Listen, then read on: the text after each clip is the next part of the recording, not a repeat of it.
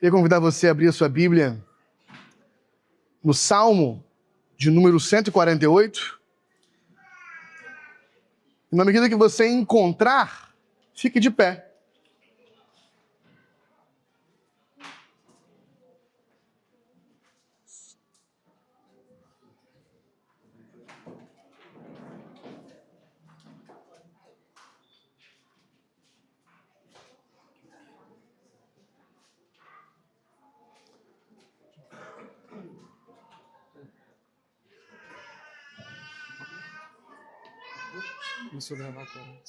Amém.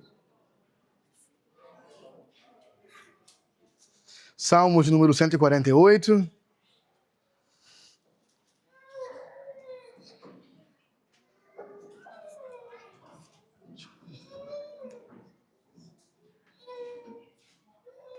Levanta a mão quem está usando uma Bíblia Nova Almeida atualizada. Não? Qual será que é a versão mais comum aqui hoje? É? Cada um fala o nome da sua tradução em voz alta aí. NVI, vamos de NVI. Bota na tela aí, NVI, Salmo 148, nós vamos ler todos juntos em uma só voz. Vamos ler esse salmo como quem está lendo uma poesia, como quem adora ao Senhor lendo uma canção. Salmo 148. Vamos lê-lo em uma só voz. Ler em uma só voz exige prática, né? A gente tem que praticar isso. Mas é muito belo ouvir o povo do Senhor declamando um salmo em uma só voz. Vamos fazer isso. Aleluia! Louvem o Senhor desde os céus. Louvem-no nas alturas. Louvem-no todos os seus anjos. Louvem-no todos os seus exércitos celestiais. Louvem-no sol e lua. Louvem-no todas as estrelas cintilantes. Louvem-no os mais altos céus e as águas acima do firmamento. Louvem todos eles o nome do Senhor, pois ordenou e eles foram criados. Ele os estabeleceu em seus lugares para todo sempre. Deu-lhes um decreto que jamais mudará. Louvem o Senhor, vocês que estão na terra, serpentes marinhas e todas as profundezas, relâmpagos e granizo, neve e neblina, vendavais que cumprem o que ele determina, todas as montanhas e colinas, árvores frutíferas e todos os cedros, todos os animais selvagens e os rebanhos domésticos, todos os demais seres vivos e as aves, reis da terra e todas as nações, todos os governantes e juízes da terra, moços e moças, velhos e crianças, louvem todos o nome do Senhor, pois somente o seu nome é exaltado. A sua majestade está acima da terra e dos céus. Ele concedeu poder ao seu povo e recebeu louvor de todos os seus fiéis aos israelitas, que lhe é chegado. Aleluia! Aleluia, Jesus, aleluia, Senhor. Toda glória seja tua. Nós queremos levantar esse louvor ao Senhor em tudo que fazemos. Em especial, nessa manhã, queremos falar a respeito de louvor, a respeito de adoração. E pedimos que o seu Espírito, que opera em união em todos os adoradores, possa, de fato, nos dar olhos abertos, ouvidos atentos, para enxergar e ouvir aquilo que a sua palavra tem a nos ensinar a respeito de louvor, de adoração, do tipo de louvor que o Senhor quer. Em nome de Jesus. Amém. Podemos nos assentar. Meus queridos, nosso tema hoje é culto. Nosso tema hoje é adoração.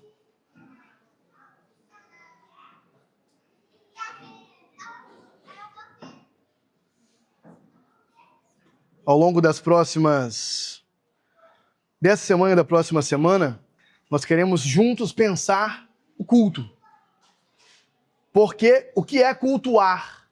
Por que cultuamos? Quando cultuamos? E Vamos fazer isso porque estamos prestes a passar por uma transição, uma leve transição, a respeito de como organizamos nosso culto público. Mas para que a gente possa pensar o culto público, de fato, e pensar o porquê fazemos o que fazemos no culto público, primeiro a gente tem que pensar nesse tema mais abrangente que é culto.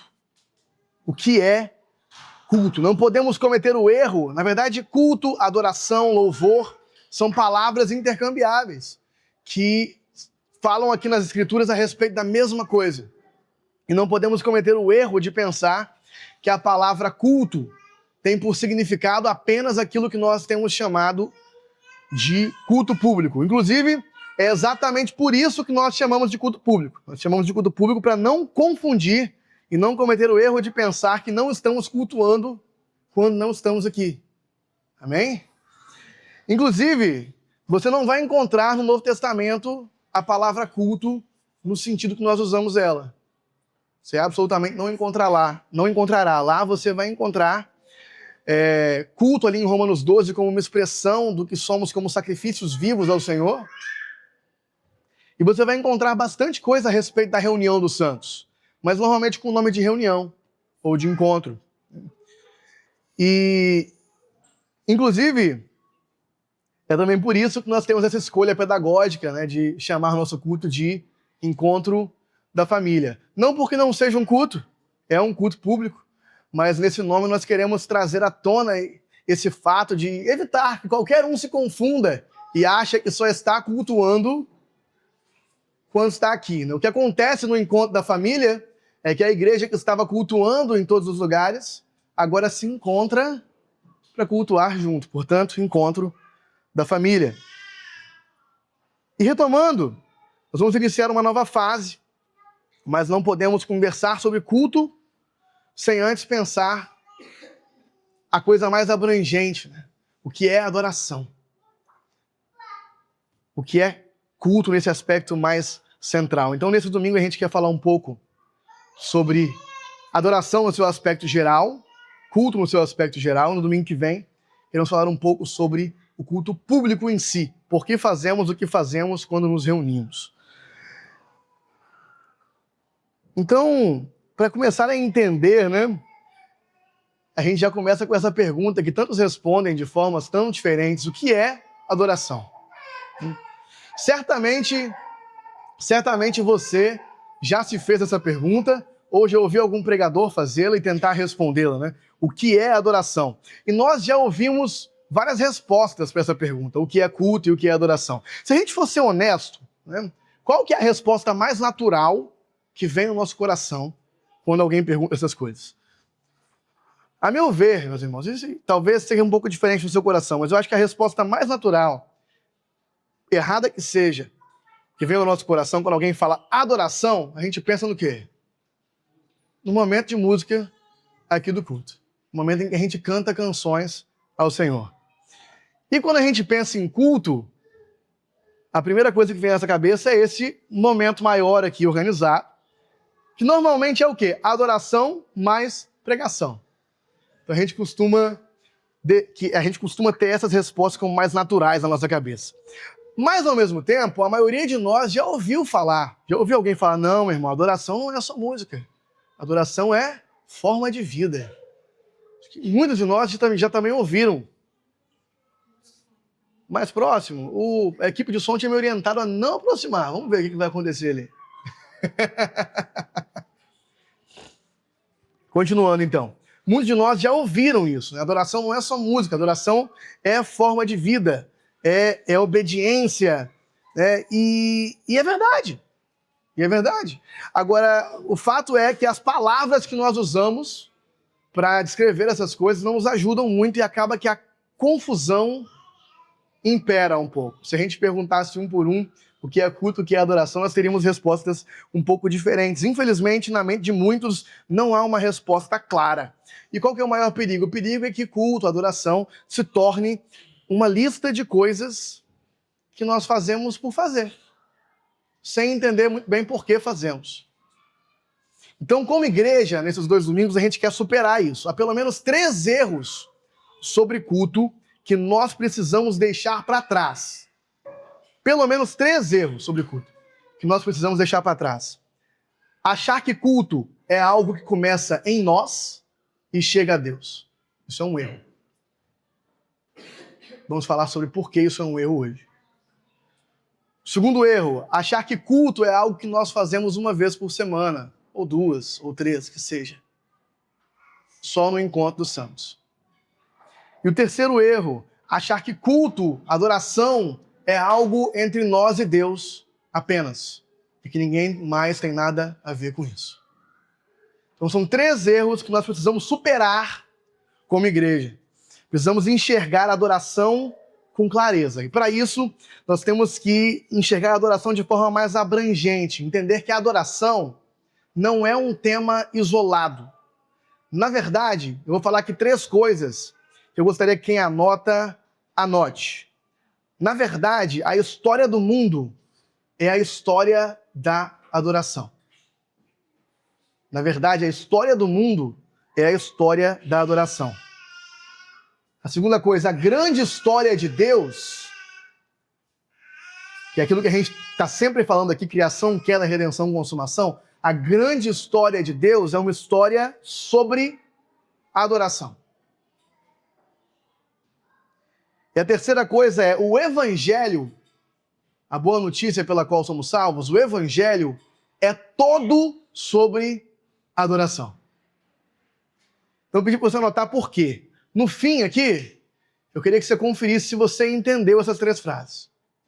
E se você não entendeu, depois você procura a gente. Amém?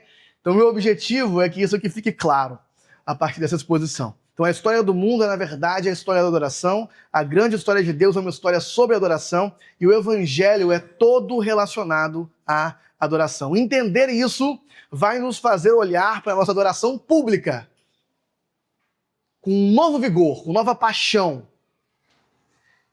Mas para enxergarmos a adoração com clareza, nós precisamos então agora voltar para o começo. Precisamos olhar para a sua origem, da onde vem a adoração, aonde começa a adoração. E a história da adoração, meus queridos, começa com Deus, começa na Trindade. João 17, 24, pode colocar na tela aí, equipe de multimídia. João 17, 24, Jesus nos dá uma espiada naquilo que era a eternidade passada. É uma pena que a gente não pode ver o contexto, mas a gente expôs João ano passado. Então, quem quiser contextualizar esse versículo, assiste a pregação sobre João 17. João 17, 24. Pai, eu quero que os que me deste estejam comigo aonde eu estou e vejam a minha glória.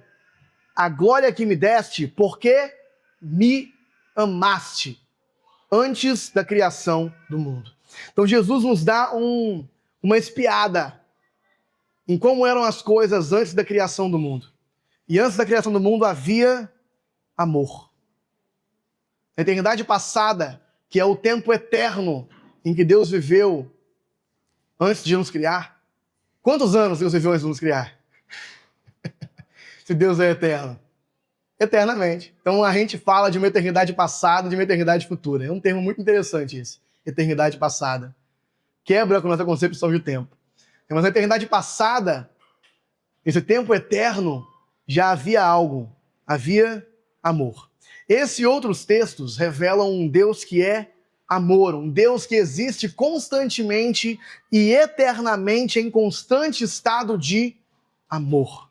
E como Deus é trino, isso fica ainda mais bonito, porque nós conseguimos enxergar uma relação de amor eterna entre as 3 pessoas da Trindade que existem coeternamente juntas.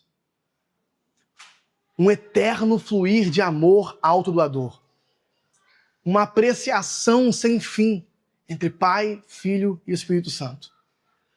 Contemplação um ao outro, regozijo perpétuo um do outro na bondade e perfeição do Pai, do Filho e do Espírito. E nós conseguimos espiar esse amor a partir de alguns versículos bíblicos que nos mostram o Filho adorando o Pai. O Pai adorando e exaltando o Filho. E o Espírito Santo sendo tanto celebrado quanto celebrando o Pai e o Filho. Agora, veja bem, sabe o que é isso? Adoração. Em sua essência, a adoração está enraizada no que a Trindade faz e vem fazendo por toda a eternidade.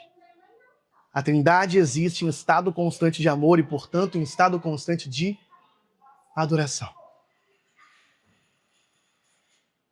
Eles estão o tempo todo contemplando perfeitamente o valor e a maravilha um dos outros. Um dos aspectos do significado da palavra adoração é atribuir valor. E eles estão o tempo inteiro contemplando e atribuindo o devido valor à perfeição e bondade um do outro. Esse é o nosso Deus, um Deus que coexiste eternamente em amor e adoração. E o que é a criação da humanidade, a criação do universo? A criação é um transbordar desse amor de Deus. É um amor tão grande que está ali circulando que eventualmente ele transborda. Ele transborda então na criação de toda a ordem criada, de todo o universo. Então esse Deus em perfeito estado de amor transborda de amor e cria. E a criação é resultado dessa efusão de amor. A criação foi feita para ser um reflexo da vida da Trindade, um reflexo de como Deus vive em harmonia e como a Trindade vive em perfeito amor e comunidade. Então a criação ela é chamada, se Deus em sua Trindade, se Deus em sua existência eterna está cantando e dançando para sempre uma canção de amor, a criação é chamada a participar da canção de Deus, nessa bela analogia. Por isso o salmo que lemos fala sobre as montanhas adorarem, sobre a chuva, sobre o granizo, sobre a neve, sobre a neblina, sobre os animais, sobre tudo prestar o devido louvor ao Senhor. A criação foi feita para ser um reflexo do modo como as pessoas da Trindade vivem e, portanto, ela faz parte da harmonia da vida de Deus. A própria criação, então, naquilo que ela está dentro da harmonia de Deus, está entregando a Deus adoração. Tudo está adorando ao Senhor.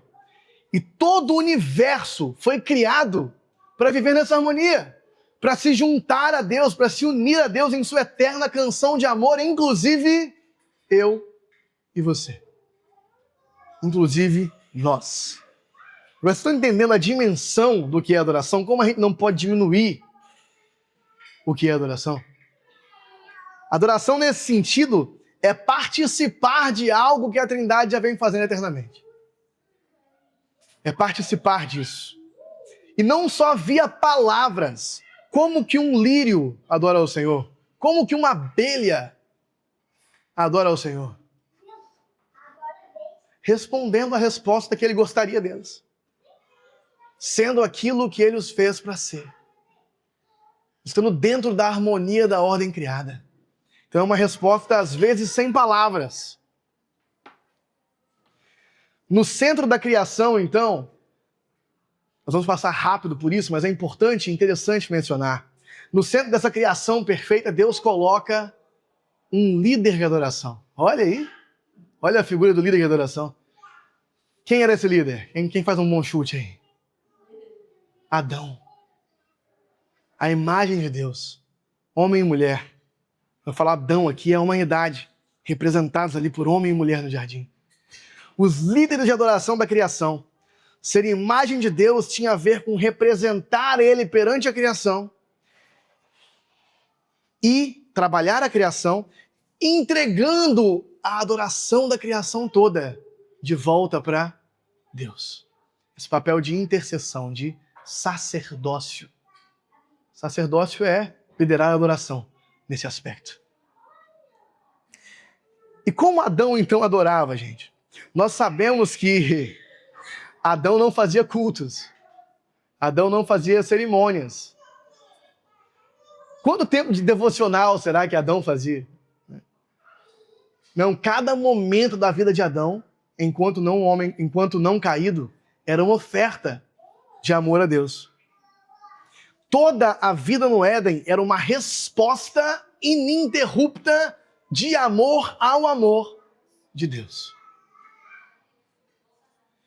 Então o teólogo John Whitfield, que eu não sei ler, esse belo sobrenome, define a adoração como uma resposta em celebração a Deus. Uma resposta em celebração ao que Deus fez, está fazendo e fará. Nós podemos ir mais longe e dizer, então, que a adoração é a resposta apropriada a Deus, no sentido de até mesmo a quem Deus é. A adoração é a resposta apropriada a quem Deus é, e essa resposta é uma resposta de celebração. De forma mais prática, a adoração, então, tem a ver, sim, com atribuir o devido valor a Deus. Porque isso é uma resposta. Quando a gente olha e responde com palavras, e responde cantando a respeito do valor que isso tem, cantando a respeito de como Deus é perfeito, santo, com palavras, com atitudes, atribuir o devido valor a Deus é adoração, mas também é adoração participar de sua própria vida compartilhadora de amor e glória. Participar da vida eterna da Trindade. E isso é uma celebração, mesmo quando essa resposta é meramente um viver comum.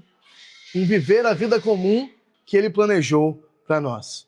Então, gente, culto começa com Deus, que vive em eterno estado de adoração. E nos fez para participar da harmonia de quem Ele é, vivendo em eterno estado de adoração. Contemplando a beleza de quem Ele é e tudo que Ele criou, e dando a isso a resposta apropriada. Isso é adoração no seu aspecto mais abrangente. Vem a queda, estraga tudo. Então tudo isso é desvirtuado com o pecado. Tudo isso é desvirtuado com a queda. A queda começa justamente com um desvirtuar da adoração. Como eu falei, toda a grande história de Deus é sobre adoração. Deus criou o mundo para continuar o seu estado perpétuo de adoração. A queda, então, começa justamente com um desvirtuar da adoração. Por quê? Porque Adão e Eva olham para a serpente. Atenção aqui, Adão e Eva olham para a serpente e confiam em quem? Em Deus ou na serpente? Confiam na serpente. Então eles atribuem valor não a Deus e a palavra que Deus tinha dado para eles, mas aquilo que a serpente falou. E eles atribuem valor não a todas as árvores que Deus fez para eles comerem, mas sim a única árvore, o único fruto que eles não poderiam comer. Eles olham, contemplam e adoram a coisa errada. E se tornam, então, qual que é a consequência da queda? O que é a natureza pecaminosa? O que é o pecado? O homem se torna um adorador da coisa errada.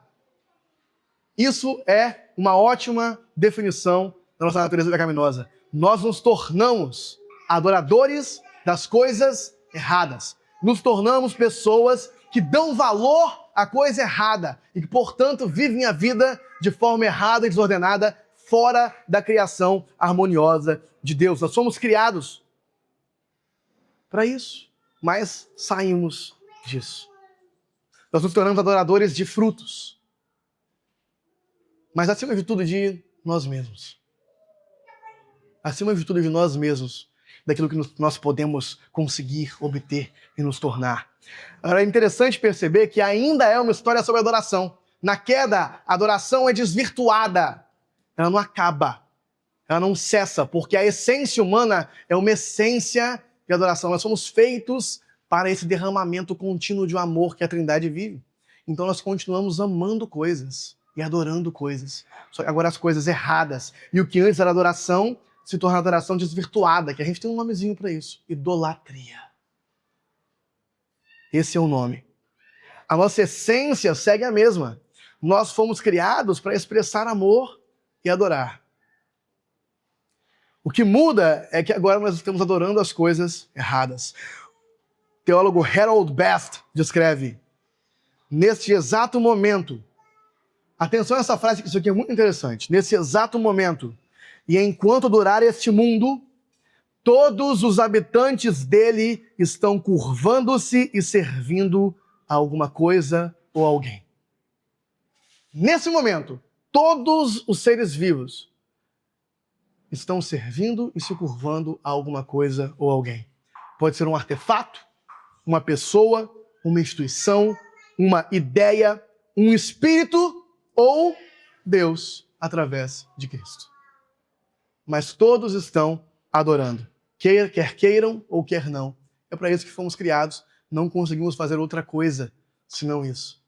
O que acontece é que a adoração desvirtuada agora é idolatria, se torna adoração na coisa errada. Adoramos o eu, adoramos o dinheiro, adoramos poder, adoramos nossos cônjuges e filhos, adoramos fantasias, mitos, a nós mesmos, acima de tudo.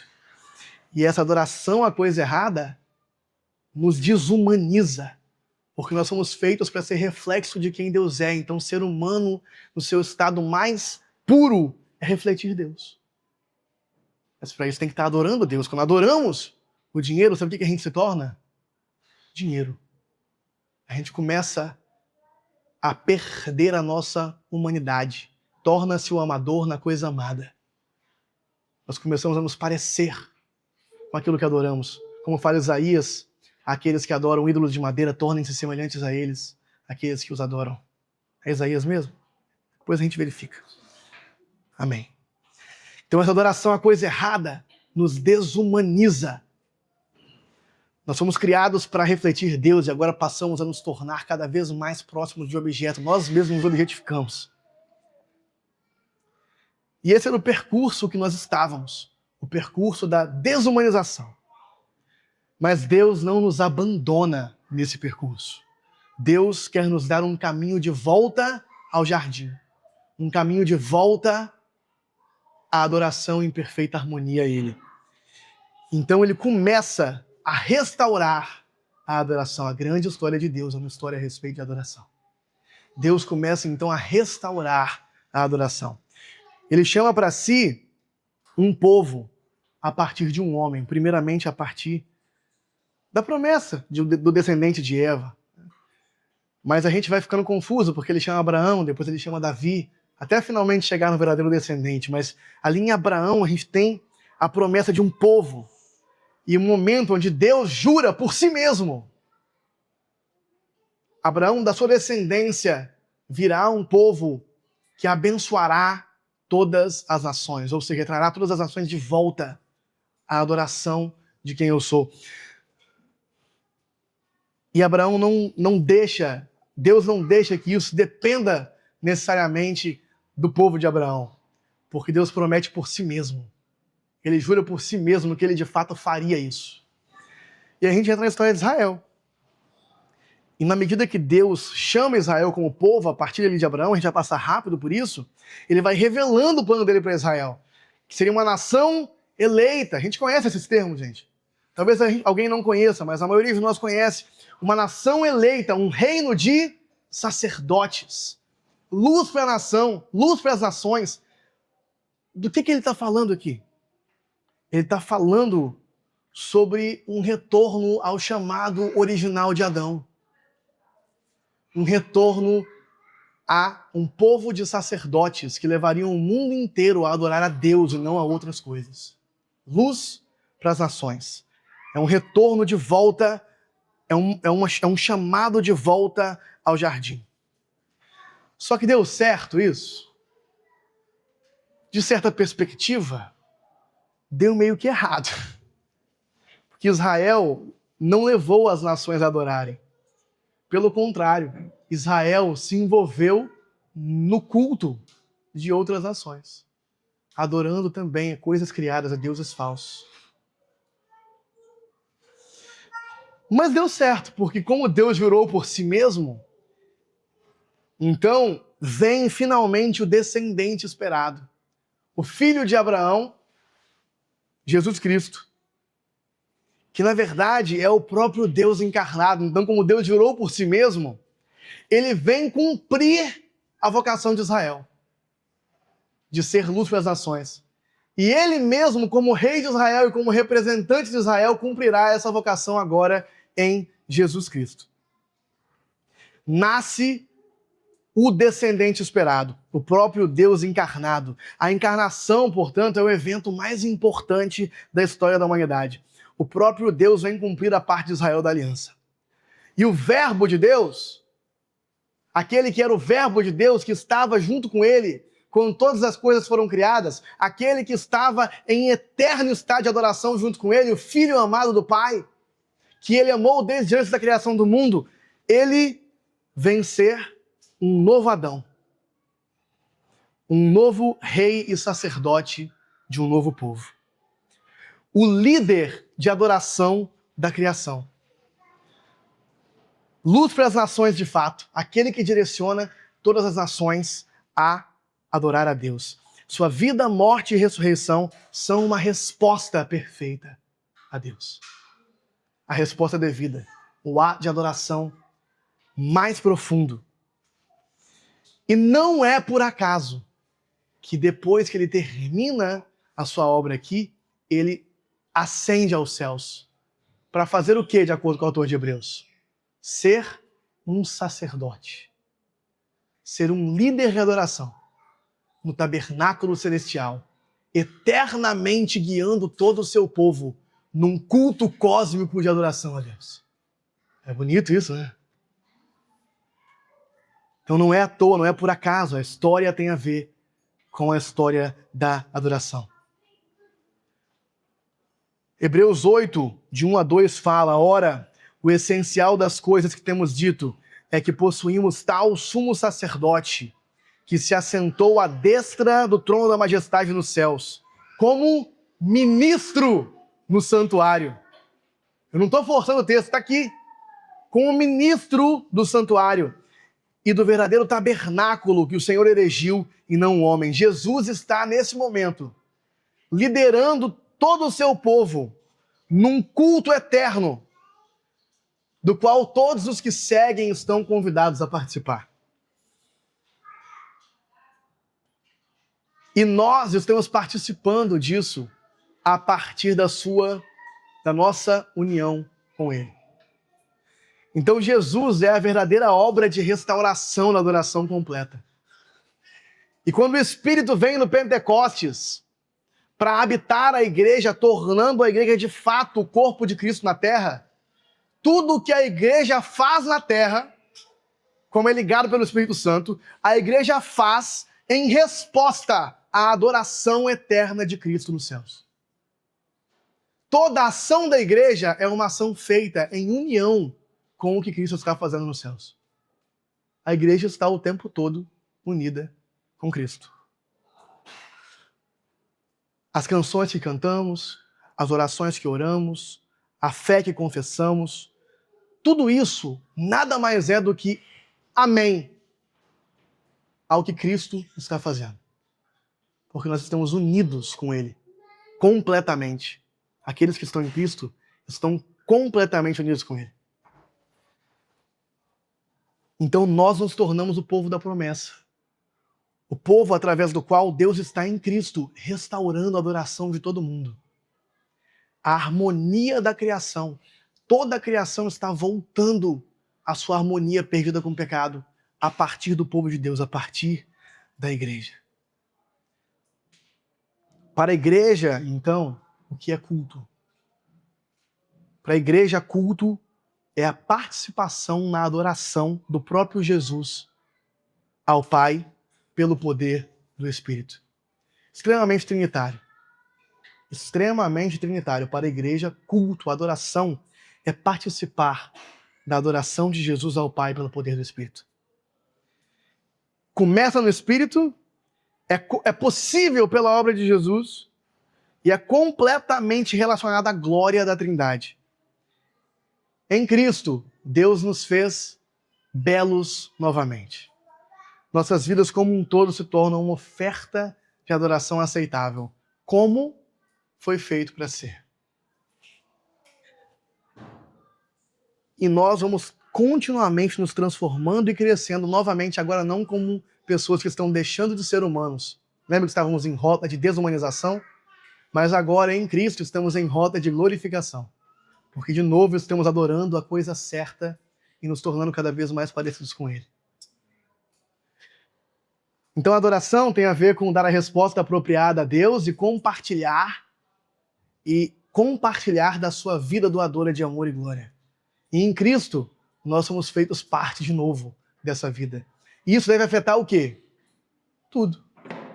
Porque tudo que nós fazemos em Cristo. Aqueles que estão ligados a Cristo. Então, como dissemos no começo, a história do mundo é, na verdade, a história da adoração. A grande história de Deus é uma história sobre adoração. E o Evangelho, a boa notícia, é todo relacionado à adoração. Porque é a boa notícia a respeito de como Cristo restaurou e está restaurando a harmonia adoradora de toda a ordem criada. Agora, essa história, no entanto, ainda não acabou. Nós sabemos que essa restauração será completa no dia de Cristo Jesus. É isso que aguardamos. O dia que Jesus virá para inaugurar uma era onde tudo será perfeito, porque tudo voltou para a harmonia. Mas enquanto isso, a igreja faz o quê? A igreja vive nessa tensão entre o presente e o futuro. Isso que falamos tantas vezes aqui, o já e ainda não. O povo do futuro que está habitando o presente. O povo que é chamado para viver em Cristo no meio do mundo que vive sem Cristo e em rota de desumanização. A igreja está adorando no exílio, aguardando a promessa da restauração completa. Então, para a gente simplificar, como essa compreensão deve afetar o que pensamos a respeito da adoração hoje? Como a igreja vive a vida de adoração hoje? Como essa compreensão deve afetar? A primeira coisa é corrigir aqueles 3 erros que eu falei no começo. Acho que já ficou claro, né? Que nós temos o costume de achar que culto é algo que começa em nós e chega a Deus. Tá ficando claro que não é isso, né? Às vezes achamos que culto é algo que fazemos uma vez por semana. Acho que já ficou claro também que não é isso. E achamos que culto é algo entre nós e Deus apenas. E não é. É toda a ordem criada respondendo. Agora, Mike Cosper, o autor do livro Ritmos da Graça, que é o livro que tem nos inspirado nessa jornada, o Mike fez um trabalho incrível de pegar o que vários ótimos homens de Deus e teólogos tinham a dizer sobre o assunto e sintetizar nesse livro. Então quem quiser ler, inclusive, está recomendado, Ritmos da Graça. Ele propõe um modelo simplificado para que a gente consiga decorar isso aqui que a gente está explicando como história mais facilmente. Ele chama isso de culto 1, 2, 3. Olha como ficou até memônico. Culto 1, 2, 3. Adoração 1, 2, 3. Culto e adoração tem objeto e autor. 2 contextos e 3 audiências. Então, culto tem objeto e autor, culto tem 2 contextos e culto tem 3 audiências. Essa é a realidade da adoração da igreja. Então, vamos ir item a item. Primeira coisa, objeto e autor. Quem nós estamos cultuando? Deus. Ele é o único digno de adoração, devido à sua glória e perfeição, que ele, de forma não egoísta, transborda e compartilha com toda a criação e todo o universo. Por isso ele é o único digno de glória. A maioria de nós não tem dificuldade com esse conceito, embora às vezes a gente por engano adora a coisa errada. Mas eu acho que questionados, todo mundo reconhece, não, o único objeto de adoração é Deus. Mas às vezes a gente comete o erro de pensar que a adoração é algo que vem de nós e alcança Deus. Algo que começa em nós para Deus, algo que nós fazemos para Deus. Não, o culto, a adoração tem objeto e autor. Deus é o autor da adoração. Deus é onde a adoração começa. Como vimos, a adoração começa na Trindade. E nós só fomos feitos parte disso. Nós só estamos respondendo a essa eterna canção que é a adoração da Trindade. Mas em Cristo, isso fica ainda mais profundo. Porque Cristo se torna de fato o nosso grande líder de adoração.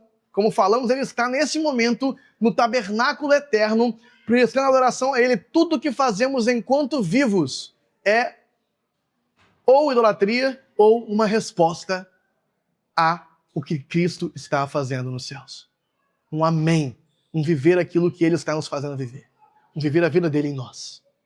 Então, o autor da adoração da igreja é o próprio Cristo, que está liderando a adoração e entregando ela de volta ao Pai e à glória da Trindade. Quando adoramos no poder do Espírito, estamos sempre sendo guiados por Cristo em adoração. Se começa na gente, na real nem era adoração então. Mas às vezes a gente pode cometer o erro de achar que começa na gente, mas não começa. Começa no Espírito que nos leva a adorar. Por isso os verdadeiros adoradores adorarão em Espírito e em verdade. Isso é possível através dessa união completa com Cristo. E por isso, também, nós podemos falar da adoração em dois contextos. Então, um objeto e um autor.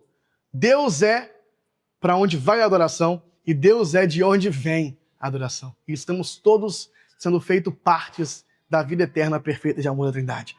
Dois contextos, espalhado e reunido. Então, como falamos aqui várias vezes, não é algo que fazemos uma vez por semana, porque a igreja vive em constante estado de culto. A igreja, em resposta a Jesus, vive em constante estado de culto. Nossa vida é um participar da vida de Cristo. Por isso dizemos que em todo tempo a igreja está adorando de forma espalhada. A adoração tem dois contextos, espalhada e reunida. Dois contextos, adoração espalhada, adoração reunida. A adoração espalhada é como as coisas naturalmente são. É o modo como Deus fez todas as coisas para serem. Cada molécula do universo adorando a Ele o tempo todo, vivendo na sua perfeita harmonia. Estamos, portanto, adorando em tudo que fazemos, mas na igreja isso tem a ver com nossa união com Cristo. Em Adão, nós desvirtuamos a adoração. Em Cristo, e só a partir da nossa união com Ele, nós voltamos a adorar em tudo o que fazemos. Não, nós precisamos levar a sério esse contexto, levar a sério esse fato de que estamos unidos com Cristo. Isso é muito sério. Se estamos em Cristo, tudo o que nós fazemos, fazemos em Cristo. Deixa eu ser um pouco mais claro. Se estamos em Cristo, não há nada que nós façamos que não seja em conexão e ligado com Ele. Sabe o que é nada? É nada. Tudo, cada mínimo ato do seu dia, você está fazendo ligado a Cristo pelo Espírito Santo. Isso pode estar te afetando mais ou menos, né? Tem um processo de santificação. Isso pode estar te afetando mais ou menos. Mas se você está em Cristo, tudo, cada pequena ação do seu dia, seja servindo os pobres, servindo a ceia, ou operando um caixa de supermercado, ou agendando reuniões, ou respondendo e-mails, ou trabalhando, ou amarrando o seu sapato. Você está amarrando o seu sapato em união com Cristo. Trocando o canal da TV. Tudo o que fazemos, fazemos em união com Jesus. E a graça é que, diante dos olhos de Deus, Ele recebe, apesar de ser imperfeito. Apesar de nós estarmos sendo parcialmente inspirados pelo Espírito Santo, mas parcialmente deixando que alguns pecados passem, Deus recebe em Cristo, pela sua graça, Ele só olha a parte de Cristo. Ele só olha Cristo em nós. Agora, mediante a beleza dessa declaração, de que tudo que fazemos deve ser uma participação na vida de Cristo, alguém poderia talvez pensar, então não preciso nem de reunião. Para quê? Para que nos reunir? E a gente vai falar mais sobre isso no domingo que vem, mas como não tem como deixar essa pergunta sem resposta agora, tá? O domingo que vem é só sobre isso. Mas como não tem como deixar essa pergunta sem resposta agora, vamos dar pelo menos um motivo. A gente vai listar outros motivos, mas um dos motivos mais óbvios. Abra aí Hebreus 10, 23 a 25.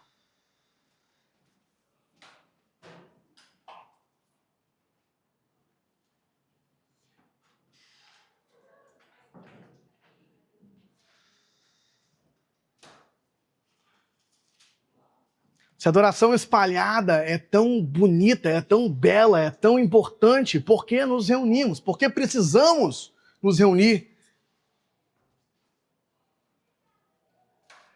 Hebreus 10, 23. Apeguemos-nos com firmeza à esperança que professamos, pois aquele que prometeu é fiel. E consideremos uns aos outros, para nos incentivarmos ao amor e às boas obras. Não deixemos de nos reunir como igreja, segundo o costume de alguns, mas procuremos encorajar-nos uns aos outros, ainda mais quando vocês veem que se aproxima o dia.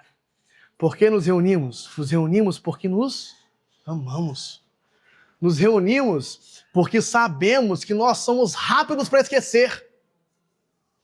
Nós somos muito rápidos para esquecer o que é verdadeiramente importante e para achar que a história do mundo não é a história de Deus, da adoração, mas sim a história de como nós estamos escrevendo nossa própria biografia separada de Deus.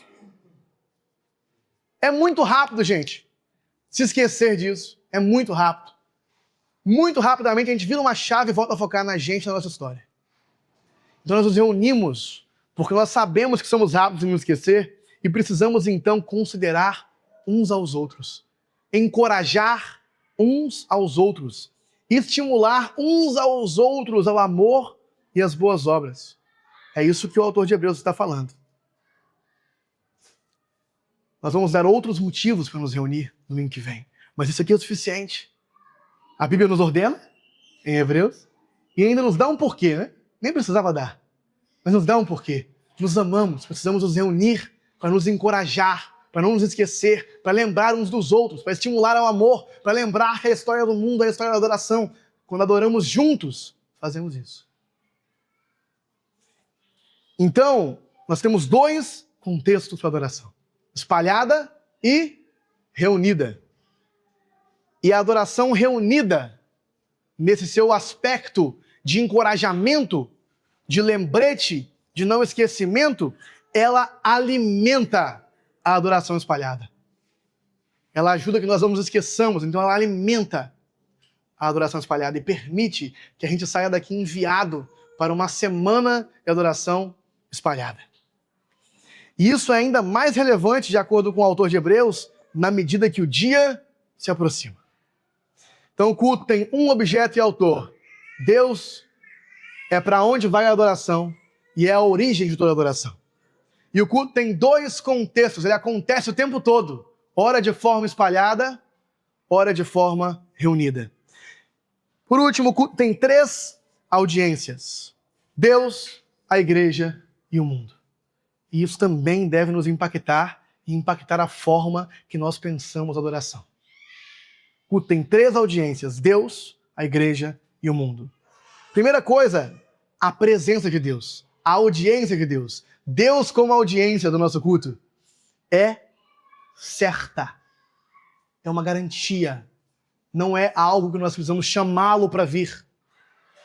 Nós não precisamos de uma fórmula onde a gente vai cantar louvores, vai começar devagar, aí depois a gente vai acelerar, aí depois a gente vai fazer aquele negócio que a gente faz de cortar a música e ficar só as vozes, e aí assim, nesse momento, a gente se sente aquele arrepio e aí Deus veio. Não, Deus é certo. A presença de Deus quando adoramos em Cristo, porque a gente está só se juntando a Cristo em adoração. E Cristo está lá, presencialmente o adorando. Quando o povo de Deus para para adorar de forma reunida, na verdade Deus está presente também de forma espalhada. Em tudo que o povo de Deus faz, Deus está presente. Ele está olhando. Não é para ficar com medo não, mas Deus está olhando, irmão. Em tudo que Deus faz, Deus está presente. Em tudo que o povo de Deus faz, Ele está presente. Não requer esforço, não requer receita.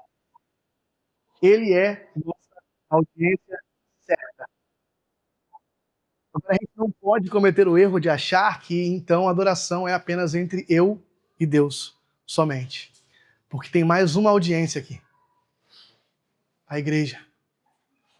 A igreja A Bíblia é clara em dizer que nós devemos considerar os outros nos momentos de adoração. Seja quando estamos adorando de forma espalhada ou reunida, os santos, os outros alcançados estão vendo.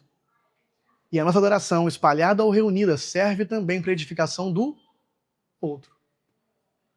Serve também para que o outro seja convidado cada vez mais a voltar a essa vida adoradora de Deus que a gente está descrevendo aqui. Então, a Bíblia não permite que a gente esqueça que a reunião da igreja serve para a edificação de todos, da própria igreja como um todo. Tanto é que Paulo vai falar que nós devemos cantar uns aos outros. Então aí a gente já sai daquele problema de, não, a gente só pode cantar para Deus. Mas se a gente for ver os salmos, há muitos salmos de encorajamento. Há muitos salmos a respeito do que Deus fez com Israel. Porque nós também estamos cantando uns aos outros. Estamos adorando a Deus quando cantamos também uns aos outros. Deus está presente como audiência, a igreja está presente como audiência. E devemos buscar a edificação de todos, em especial na reunião. Porque no contexto espalhado, nossos quartos, às vezes não tem nenhum outro santo olhando. Mas, especialmente na reunião, a reunião é comunitária. Não é sobre eu sair da reunião satisfeito. É sobre tudo na reunião servir para a edificação de todos. Na reunião é onde Cristo em mim se encontra com Cristo em você. É um lugar onde os crentes são edificados e encorajados em meio às várias provações da vida. Então, se algo na reunião te desagrada, você pode até ficar feliz e pensar assim, olha que legal, esse momento aqui eu não estou gostando tanto, mas tenho certeza que tem algum outro irmão sendo edificado através dele. Tá tudo bem, não é sobre mim? Então, como a adoração não é sobre mim, eu não tenho esse problema. Eu não preciso que tudo na reunião seja exatamente do jeito que eu quero. Por último, o mundo é testemunha. Então, 3 audiências, Deus, a igreja e o mundo. Quando a igreja se reúne, ela proclama para o mundo à sua volta que Jesus é rei, que somente ele salva, que ele é a sua única esperança. Mike Cosper fala, assim como os salmos declaram as maravilhas de Deus para todo Israel, os salmos também declaram às nações as maravilhas de Deus. No Novo Testamento, nós vemos a igreja reunida como uma ilha de exilados, cuja adoração faz os de fora da igreja verem a glória de Cristo e serem atraídos a ela. Elinete ministrou lindamente sobre isso hoje aqui no Louvor. Quem percebeu? Quando a igreja canta do amor de Deus, quando a igreja adora de fato, Deus está sendo visto. Então, através da adoração da igreja, Deus está sendo visto. O senhorio de Cristo está sendo espalhado, pregado, e aqueles que desesperadamente precisam desse recado estão, porventura, recebendo. Agora, olha que interessante. Embora nós temos 3 audiências, nosso desafio, então, não é nem fazer um culto só para Deus, nem fazer um culto só para a igreja, nem fazer um culto só para o perdido. O desafio é manter tudo. Um objeto, um autor, contexto espalhado, contexto reunido e as 3 audiências juntas. Nosso grande desafio é não negociar como igreja nenhuma dessas verdades. E nem super enfatizar nenhum objeto. O objeto pode ser super enfatizado, desculpa. Nenhuma das audiências. Não super enfatizar nem o culto como expressão de adoração a Deus, como adoração comunitária, como mensagem para o perdido. Manter tudo em equilíbrio. E é extremamente fácil, gente, nos esquecermos de forma precipitada, pensando rápido, desse aprendizado aqui desse domingo e voltarmos a ser míopes e enxergarmos a adoração como algo menor. Porque é tão abrangente o que a gente falou aqui, né? É tão abrangente esse conceito de adoração que é muito fácil a gente se esquecer de tudo isso ao mesmo tempo e ter uma super ênfase em algo, focar em algo, deixar algo de lado. quero propor aqui, por isso que esse modelo do Mike Cosper, da adoração 1, 2, 3, é tão legal. Todos os problemas que nós criticamos nos cultos que vemos por aí tem a ver com foco exagerado em alguns desses itens. Por exemplo, foco no objeto errado. Um culto cujo foco seja um culto reunido ou espalhado. Uma vida cujo foco é obter bênçãos materiais. É idolatria. Não compreensão do autor. Cultuar como se fosse algo que começa em mim e não em Deus. É religiosidade. É mero ritual. Foco no contexto espalhado, foco excessivo, a adoração espalhada, pode levar alguém a defender, continuar desigrejado e não participar da reunião dos santos. Foco no contexto reunido pode fazer com que alguém ignore o fato de que está o tempo todo adorando. Foco na audiência a Deus pode me fazer esquecer que estou adorando entre meus irmãos. Foco na audiência igreja pode gerar um ambiente onde os de fora não entendem nada. Porque a gente fala com a nossa linguagem, com o nosso jeito de falar, do nosso jeito, vive momentos espirituais que ninguém que não viveu antes está entendendo nada e vira hostil para o de fora. E foco na audiência do mundo pode transformar o culto em uma plataforma onde um belo espetáculo está sendo apresentado para qualquer um que tiver vontade de ver a beleza daquilo. Precisamos, então, fugir de exageros e super ênfases. É difícil. É difícil a gente conseguir manter tudo isso sobre a adoração como verdade em nossa cabeça. Agora, como tudo mais, né, a cura para isso é manter em nossos corações e como coisa central em nossa vida o Evangelho. Como tudo mais, a solução para a gente corrigir nossos conceitos de culto internos e depois reunidos é o Evangelho. Por quê? Porque, como a gente falou, o Evangelho tem tudo a ver com adoração. O Evangelho é sobre a adoração que foi corrompida, sendo restaurada por Jesus. Então, quem adora com o Evangelho em mente, tem essa questão do objeto do autor clara, porque adoramos o Pai com e através do Filho, pelo poder do Espírito.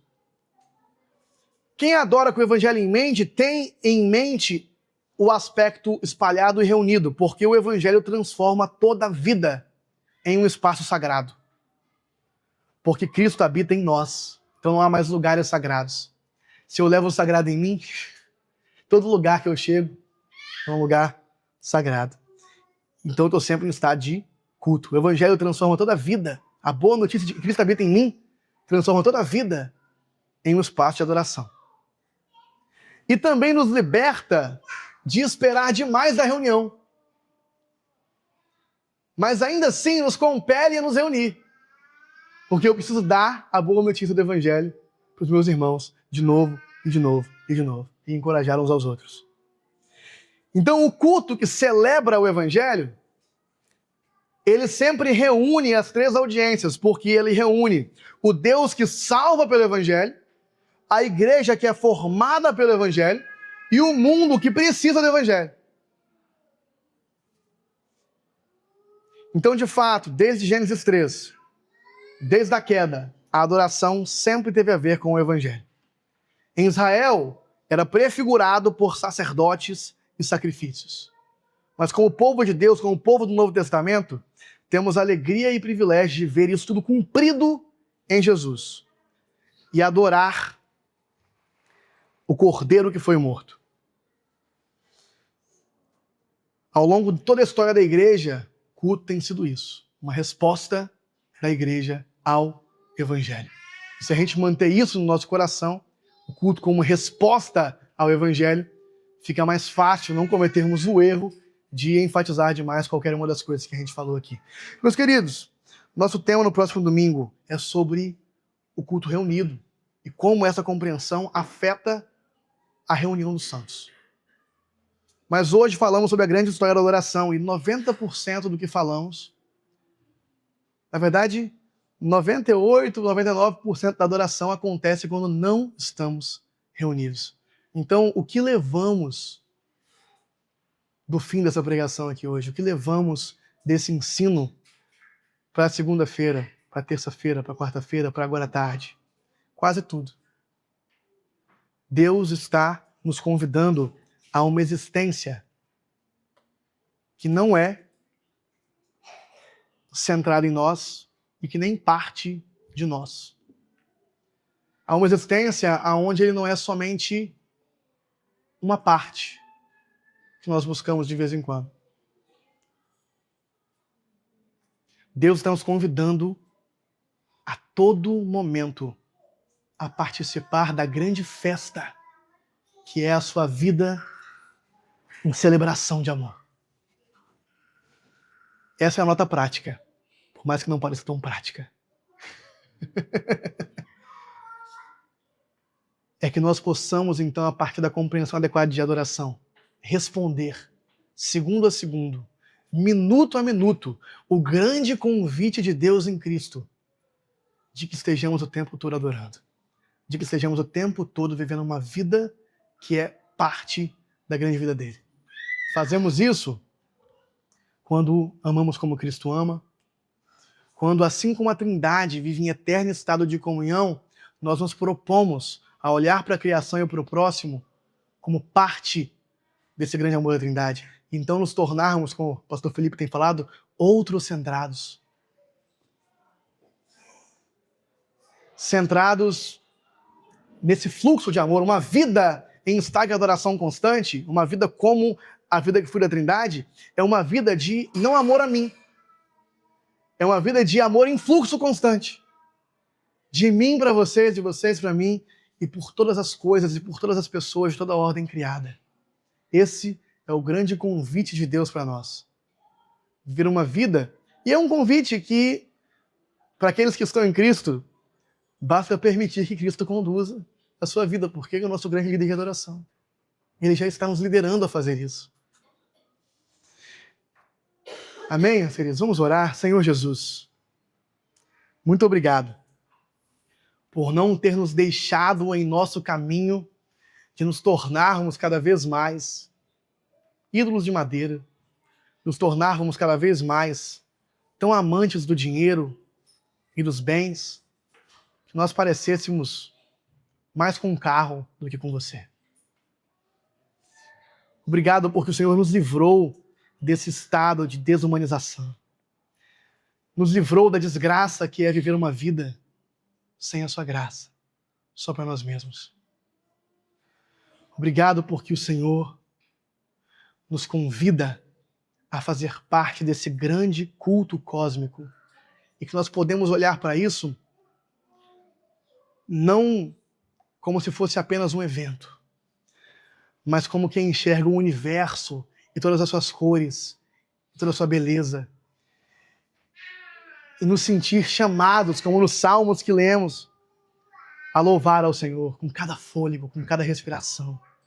Jesus, nós queremos que cada respiração nossa seja um amém aos louvores que o Senhor está cantando nesse momento no tabernáculo celeste.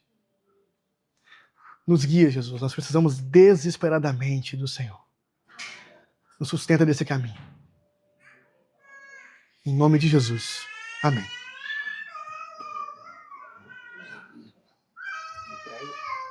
Capelinho na égua. Você vai querer esse microfone aqui ou o outro? Tem mesmo. Apresentação. Amém.